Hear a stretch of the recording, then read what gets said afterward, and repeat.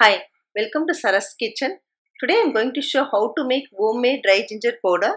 Homemade dry ginger powder is more aromatic and fresh than store-bought. Dry ginger powder contains lot of medicinal properties and it is also used in making tea, buttermilk and sugar coffee. Let's see how to do it.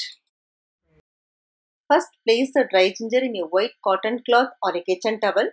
Please avoid paper because it contains lot of lead, and try to break the dry ginger with the help of the stone. Split the dry ginger into small pieces.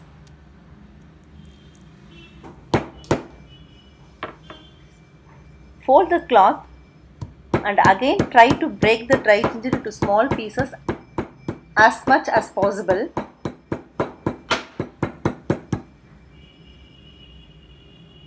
Now it's ready to grind. Transfer all the dry ginger pieces into the mixie jar.